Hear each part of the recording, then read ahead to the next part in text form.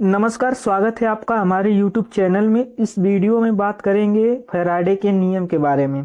Faraday का मुख्य रूप से दो नियम होता है, एक फैराडे का प्रथम नियम और फैराडे का एक द्वितीय नियम होता है।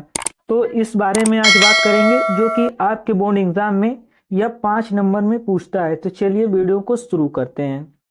सबसे पहले इसका जो परिभाषा है उसको देखते हैं।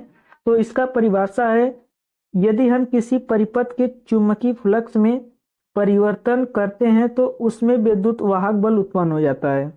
यदि कोई चुंबकीय फ्लक्स है उसमें हम परिवर्तन करेंगे तो उसमें एक बल उत्पन्न होता है जिसे हम विद्युत वाहक बल कहते हैं, तथा यह उसके कारण परिपथ में एक विद्युत धारा भी प्रवाहित होती है।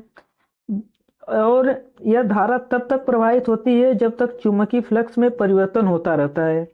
यानी जब तक चुंबकीय फ्लक्स में परिवर्तन होता रहेगा तब तक उसमें धारा प्रवाहित होगी। जब तक चुंबकीय फ्लक्स में परिवर्तन नहीं होगा तो उसमें धारा भी प्रवाहित नहीं होगी।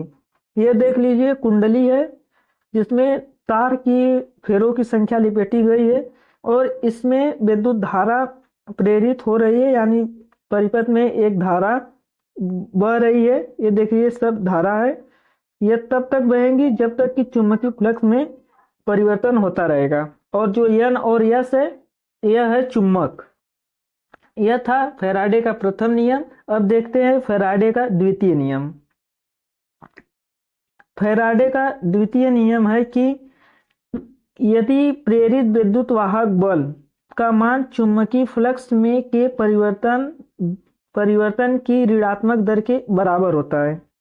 फैराडे के द्वितीय नियम के अनुसार विद्युत वाहक बल जो होता है वह चुंबकीय फ्लक्स के परिवर्तन के ऋणात्मक दर के बराबर होता है।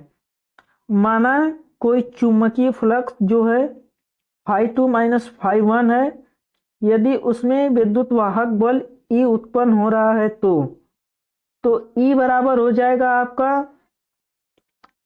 आपका E बराबर हो जाएगा -n upon delta phi upon delta t. यह था फैराडे का प्रथम व द्वितीय नियम। यह सूत्र को आप याद कर लीजिएगा, क्योंकि यह जब आप सवाल लगाएंगे तो उसमें यह पूछेगा। तो यह था फैराडे का प्रथम और द्वितीय नियम।